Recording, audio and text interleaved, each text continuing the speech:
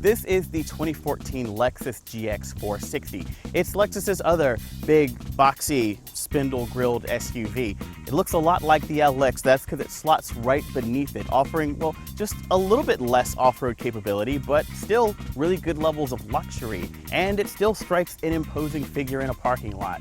Let's hop behind the wheel of this 2014 model and check the tech.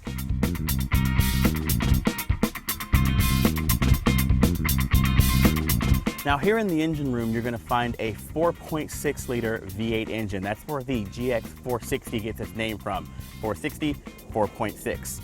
You're looking at about 301 horsepower, 329 pound-feet of torque. We're looking at about 15 miles per gallon city, 20 miles per gallon highway, and 17 combined. Now, this engine's strongest suit is that it is kind of dead simple and dead reliable, which is kind of what you want from a big SUV. And it's going to be paired with a 6-speed automatic transmission. That's going to have a sport mode that you're probably never going to use in this vehicle, and it also has a manual shift mode that could come in handy for passing every now and then.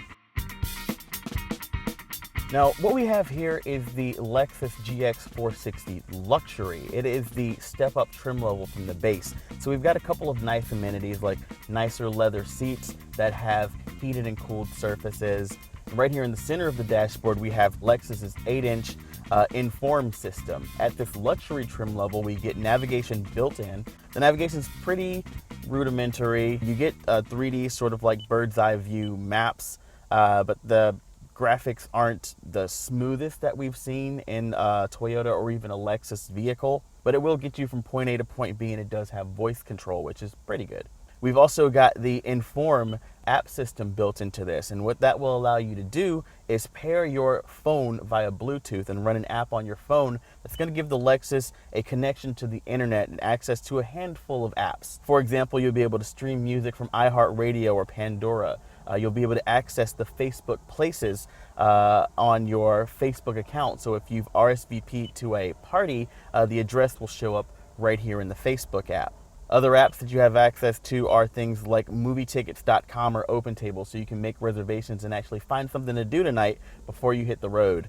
Now, if we look a little bit lower down on the center console here, this vehicle is equipped with a full-time four-wheel drive system, and you've got the controls here. You'll be able to switch between your four-wheel drive high and four-wheel drive low modes. That's going to be able to drop you down to a sort of low speed, high torque setting for when you need to tow something or kind of climb a really steep hill. And when it comes time to go back down that hill, you've got the DAC mode right here. That's downhill assist control. Flipping this on is going to activate a sort of brake-based cruise control for downhill that's going to help you control your speed so that you can focus on steering the vehicle while you go down a really steep decline.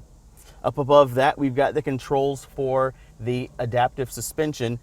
In this case, you have the option to switch between a sport mode, a comfort mode when you want the ride to feel a little bit more supple, and then a normal mode. And right next to it, we have the ride height controls. And what that'll allow you to do is flip this switch and either lower the vehicle a few centimeters or raise the vehicle for those situations where you want to go off-road and need a little bit more ground clearance beneath the vehicle.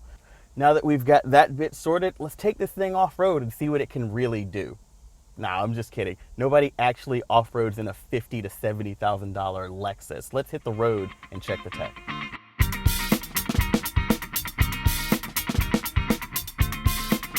The power does feel adequate, but the V8 engine's delivery is, well, a bit remote.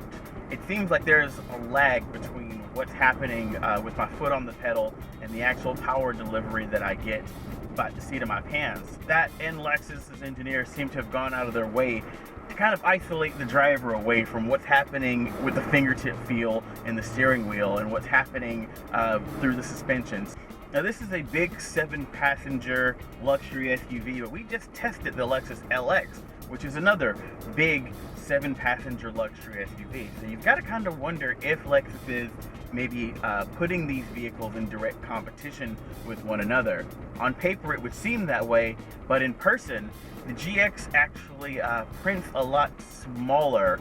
Now the LX is based on the Land Cruiser, the GX is based on the Toyota 4Runner. That means it has a base that gives it some pretty good off-road bones.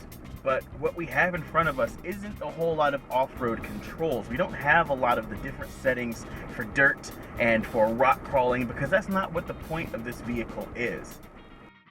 Okay, let's price this big box of luxury on wheels. The GX 460 is going to start at about $49,085 for the base model, but this luxury model that's going to come pretty well equipped with a lot of the optional features as standard is going to be about $60,000.